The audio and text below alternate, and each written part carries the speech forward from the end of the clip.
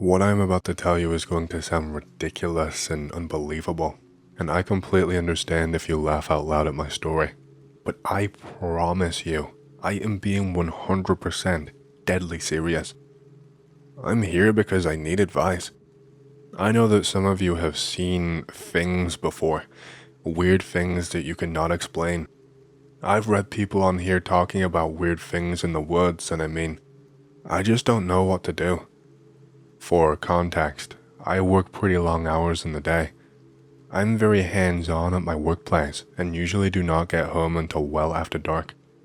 It's always pitch black outside when I pull up into my driveway, and I am always exhausted and just ready to go to sleep and be up and ready for the new day. I can't do that though, because I have to walk my dog.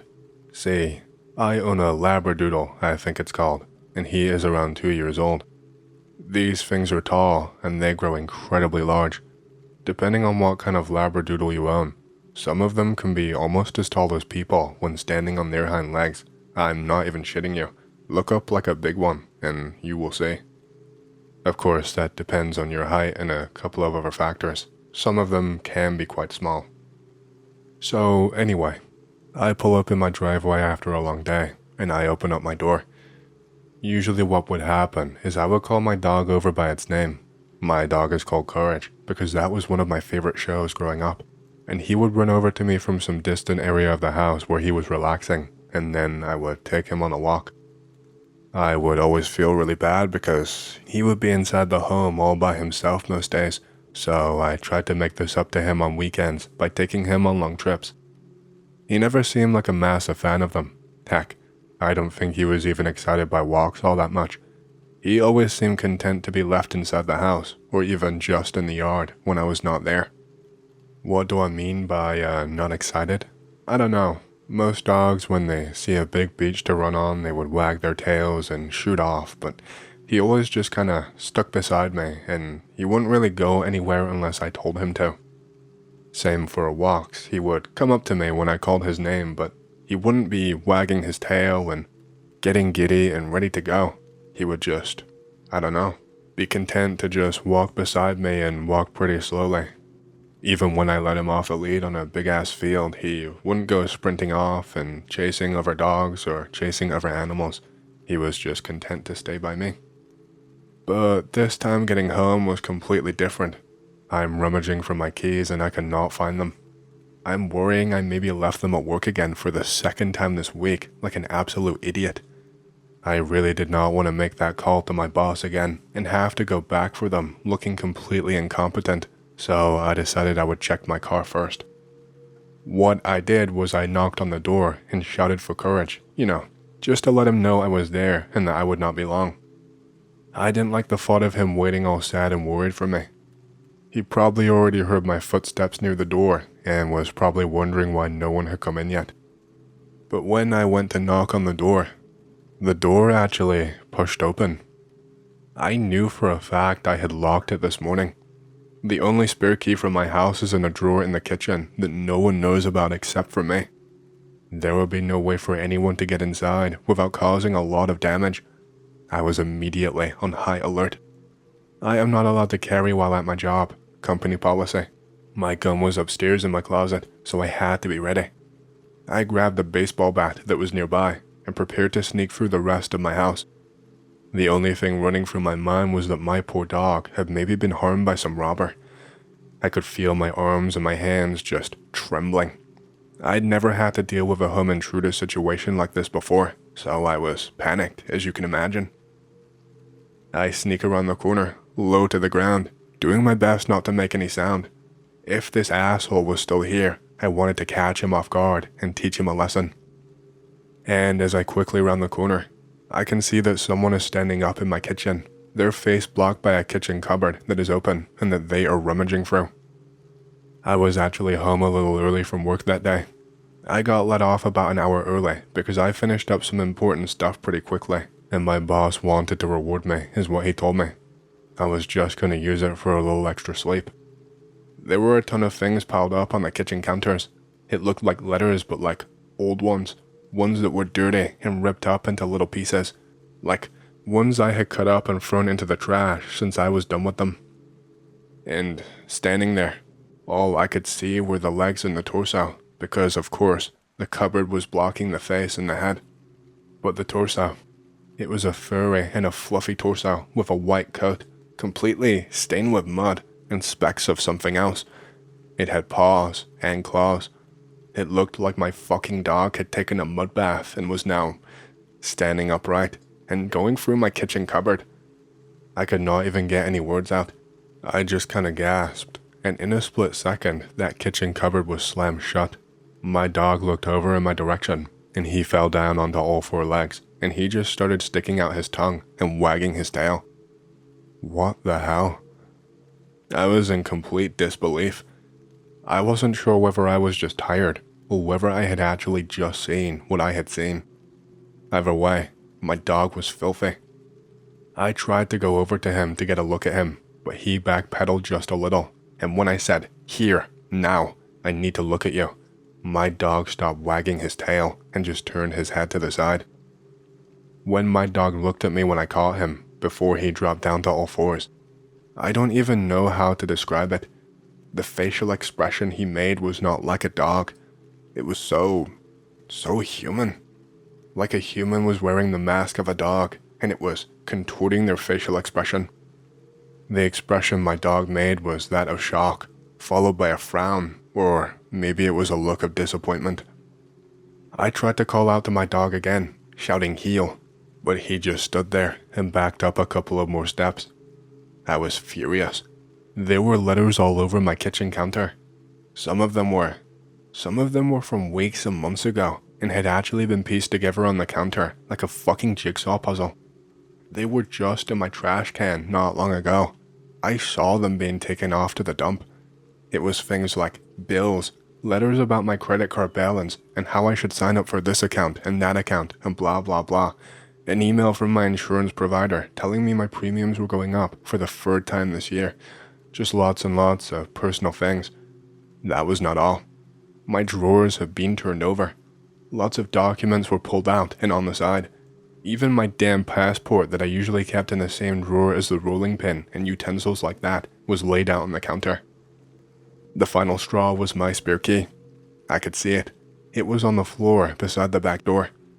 I needed to know what was going on, but at the same time, my brain could not accept the answer right in front of me. I started shouting really loudly, asking who was in my house, if anyone was there, and if they were, that I was going to go and kill them. I went over to my dog in a rage and went to grab him and said, "Come here." I needed to give him a bath. My dog started growling as I put my hand near him. He had never done that before in his entire life. I got angry and I yelled, "You aren't my fucking dog." And that is when things went even further south, and I wish I had just, left my house right away. Anything at all aside from what I actually did. My dog just slowly rose onto its hind legs. I swear it was taller than me at this point. I'm around 5'6" for reference. I don't even know what to do at this point. I feel like I'm in a movie. I go to swing the bat as this thing almost dives towards me, but it moved way too quickly. It ended up shoving me to the ground and ended up on top of me, and I could feel its horrible hot breath on my face that smelled like something rotting. It was drooling on me, and it stung a little when it hit my face. I tried to struggle for a while to lift this thing off of me, to just shift it to the side using my body, but it felt heavier than my dog ever had been before. It felt like my dog had doubled in weight in an instant, or maybe that it was just hiding it before. I could not move. It felt like I was pinned down. I felt some sharp stinging around my stomach area, and after that I just laid there in a state of shock. This thing could have killed me, but it didn't, and I have no idea why. The thing got off of me, and when it did, I could see 2 deep gashes in my stomach. I was bleeding quite heavily, and I was panicking now. I felt cold, and I was worried I was going to pass out and was not going to wake back up ever again. I thought maybe I was going to die. I remember at this point, my vision started to go blurry, and I faded in and out of consciousness for a little while. I just remember flashes of images in my head. I remember seeing my dog standing over me, looking down at me from above. I remember it being there again later, down on all fours, with something hanging from its mouth. I think it was some kind of a bandage or gauze. I didn't even have any of that shit in my house as far as I knew. I remember feeling something tight around my stomach. I remember struggling to breathe for a little while as everything kept going black and then became visible but blurry again. This next part could just be a fever dream. Maybe my brain made it up because I was dying and I was scared and it did not want me to panic. I don't really know. But why my brain would make up something so messed up, I'm not entirely sure. But I swear that just before I passed out for good, I remember my dog standing over me, standing tall on its hind legs. It was holding something, but I'm not sure what. I think it was quite small from what I can remember. No bigger than a palm, maybe. I swear I remember him leaning over me, and I think I heard him say something. I know it sounds ridiculous, but I heard my dog talk. I heard my dog say something to me. I heard him say something about everything being okay. I don't remember exactly, but something like that. Something that was meant to be reassuring, I suppose. And the worst part of fucking all, I remember his voice sounding almost similar to mine. Not exactly. It was, a little gruffer, a little more nasally than mine is. But I swear, it sounded like it could have been me with a bad cold or something. After that, I just passed out. When I finally woke back up again, my kitchen was still a mess and it was the morning time. But I was alive. My stomach had been bandaged up completely, but there was blood all over my clothes and a little on my floor too. I felt lightheaded and I had to call an ambulance to come and get me. I thought that if I didn't, then I might still die. I didn't even really know what to say to the police. I lied to them. I told them that someone had entered my home while I was out at work, and then ambushed me with a knife and attacked me. When he asked me for a description of the perpetrator, I told him that it was a blank spot in my memory, that all I really remember seeing is a body being attacked and then fading in and out of blackness. He asked me how I got the bandages if I was not in a position to help myself, and I passed out. I was caught off guard by this. I didn't really think my story through. I kind of stuttered a little and fumbled around for an answer, and he just stopped me and told me that it was safe for me to tell him the truth, that if it was someone I knew who did it, that I should not protect them, that I should tell them so that they can help me. I just shook my head. I'm ashamed to admit I started sobbing a little, and he left me alone for a while. I was scared to go back to my home after that. I had to take a week off from work to recover, and my boss was not happy. I still had to clean up all of the mess when I got home. I had to throw away all of my trash once again. I never did find my passport in all of the mess, it just never turned up. I figure I must have flung it somewhere in all of the commotion. Those cops showed up and tried to speak to me again, but more than one this time, quite a few. They kept pressing me on things, telling me that there was not a single knife in the world that would cause the kind of wounds that I had, and that I needed to come clean and help them out. I knew I couldn't lie my way out of it, but I just stuck to my story. I told them I didn't know, that fading in and out of consciousness like that, it scrambled my brain and made me forget and imagine things. After that, they had no choice but to leave me alone, and within the month, I had moved to the opposite side of the city because I did not feel safe in my home anymore. It was closer to my workplace anyway, so it made my boss pretty happy. I never saw my dog again after that day. My mom actually asked me about him, and I just told her that he ran away, and she seemed pretty distraught about it all. She said he was such a lovely dog. She was with me when I adopted him actually. I think the place I got him from had brought him in off the street. I don't know what to do with myself anymore. I don't know what happened. I don't know what I can even believe. I don't know if I can trust my own mind, or if I've gone completely crazy and off the deep end. Was my dog never really my dog? Was it something else? Or did something happen? Please, I need answers. I don't think I will ever be able to sleep again without them. I just wanted to share my story since I have nobody to talk to. It may take me a long time to write it down here, but I hope at least one person reads it. I just want to feel connected to someone. This is my first post here on 4chan after having looked since forever. I have a really messed up, but non-abusive childhood. I was responsible for taking care of my paralyzed father since I was around 9 years old. My older siblings were all able to enjoy sports and social interactions and got to go outside, but I had to stay inside and look after my father. I was like a subhuman to my family. Me and my father were really close, and I did not think anything was wrong with me taking care of him. I literally bathed, fed, clothed, medicated him, and handled all of his finances and everything while growing up. From 9 years old, let me reiterate. My mom helped, but she had to work. I am not socially awkward. I just don't have any incentive to do anything now and lament interacting because I don't understand how. My dad died almost 3 years ago. I literally do nothing with my life. I work, go home, and don't talk to anyone. My last 3 birthdays passed by, and none of my 3 brothers even called to say happy birthday. I don't get invited to family functions. They're all mad that my dad left me mostly everything. I finally start going outside after work. I enjoy seeing NBA games. I meet a really nice girl. We start talking.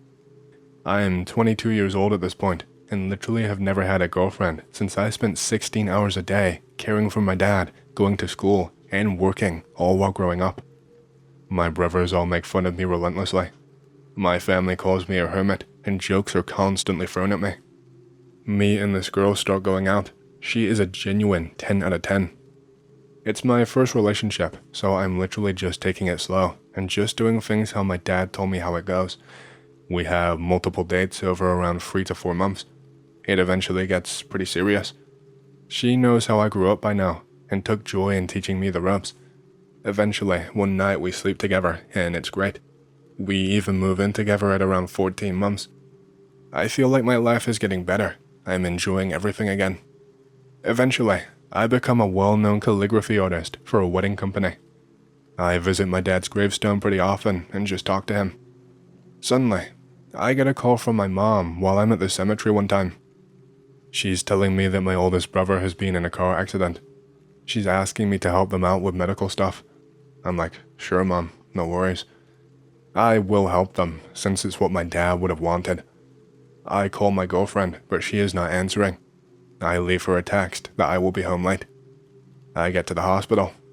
I square everything away. I tell the hospital I will pay for whatever his insurance did not pick up. I am just there in the waiting room. Nobody is talking to me except for my grandmother. She always loved me and is just a chatty person. Suddenly, I notice my girlfriend's parents come into the waiting room. They see me and start asking, what happened to our daughter? What do you mean? I texted her I would be here. Did she maybe tell you guys I got in an accident? No. It turns out that she was in an accident also. It turns out that my oldest brother was banging my girlfriend. They were in the same car together that crashed. I'm kind of numb at this point. She ends up dying. I revoke my promise to pay for his care. I'm just so angry. I couldn't come to terms with how he could betray me like that. I end up contemplating taking my own life. I drink heavily for a few months. I do not know what I'm going to do with my life. My first real relationship ends like this. My brother somehow fucked me with the ultimate betrayal. My mom says it was my fault because my cheating girlfriend got my brother killed somehow. She said if I did not date her, they would never have met and my brother would be okay, etc, etc, so it was my fault. Now my family goes from passive-aggressive to me to full-on hate and shunning me. I finally decide I am just going to get away from everything and hopefully die off in some faraway country.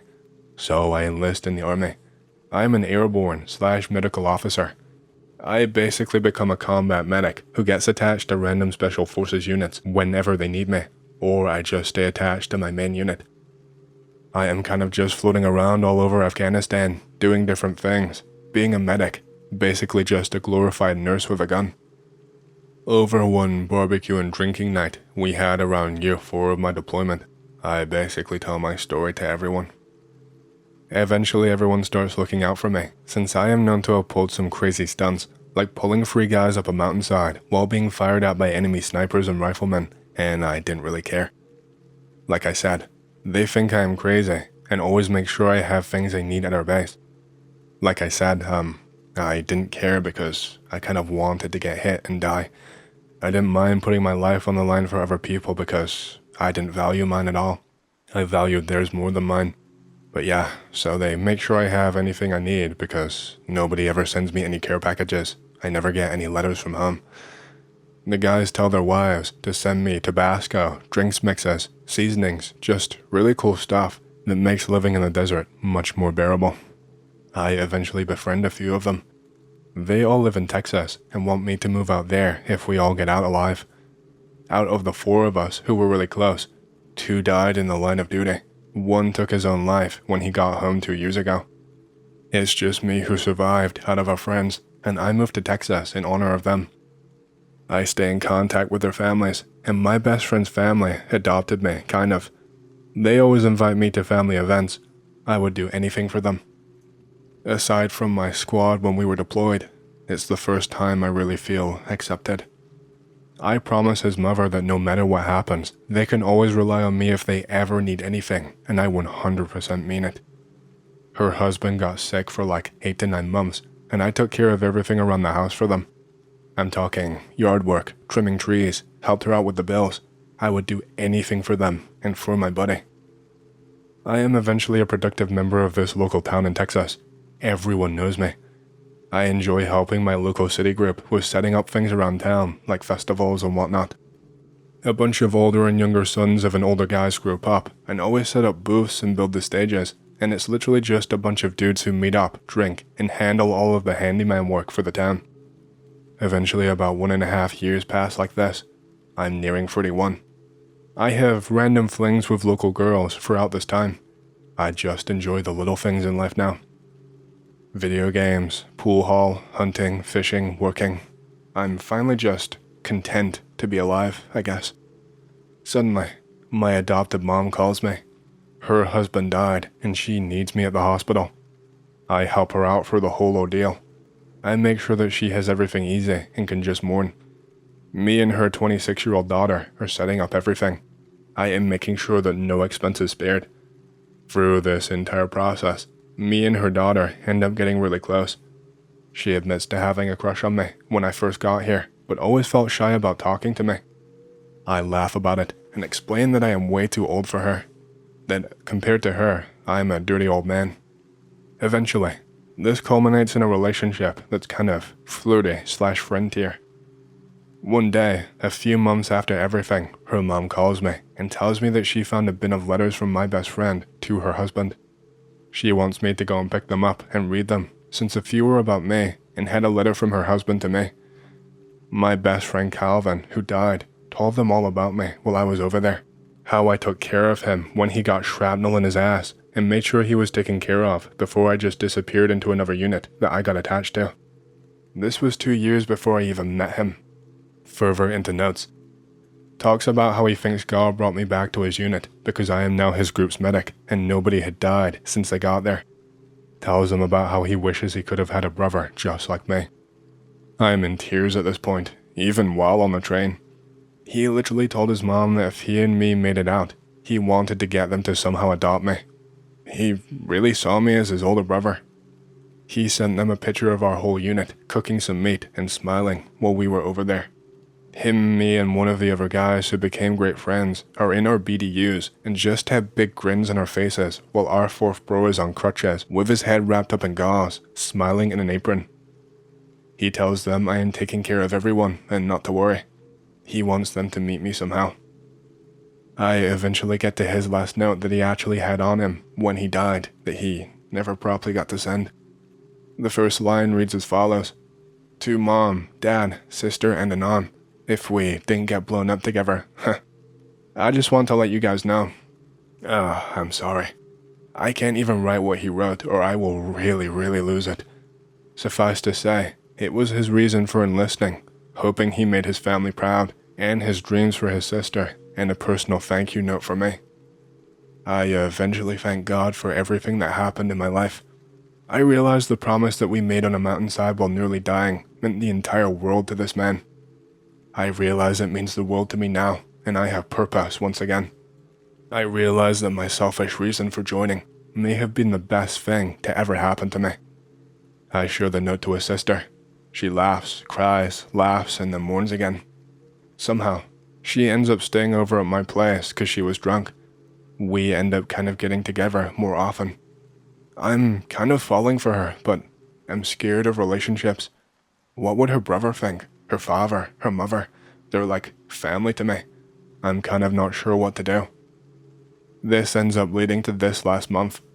She wants to be together. I explain to her my worries, fears, and thoughts about everything. She says that she will give me time to think about it, but if I do not want to try anything, to let her know so that she can move on. I disappear and go back to my hometown. I rent a hotel room just for a little while.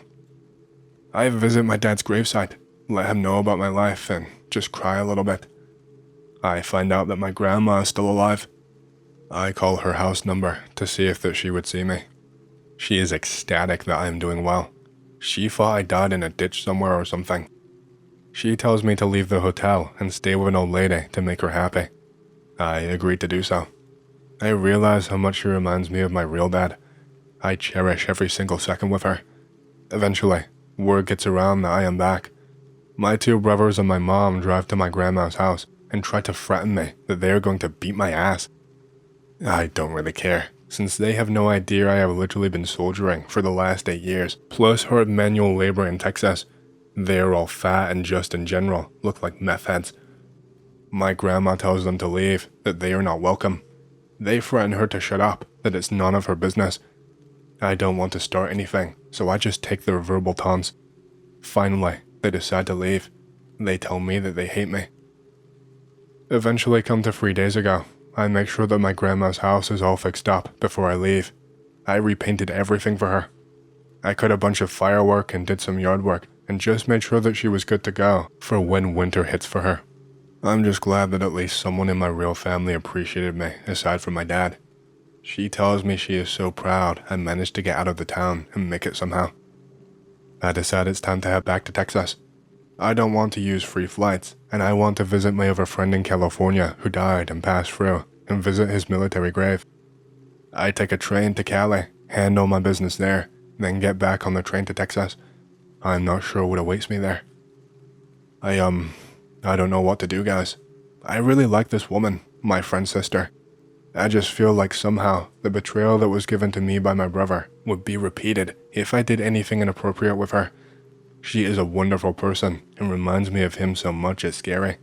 He was the only, aside from my military friends, friend that I ever had in my life since I had no childhood.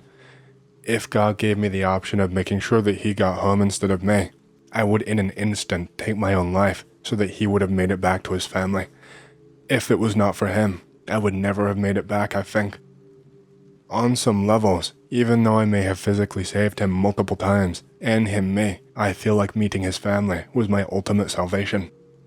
For the first time ever, I felt what it was like to enjoy a Thanksgiving meal with people who I truly felt thankful for. I made a bunch of new friends and interact with the community now after moving to his town. I feel like I am somebody worth something. Yet I feel so torn between making something out of his sister and me and honoring his memory. I don't know what to think, and I thank anyone who reads this, because as dumb as it may seem, I feel like such a huge weight has been lifted off of my chest and I can breathe again. Thank you guys so much. Wow. Depression beyond human comprehension. Thanks so much for the story.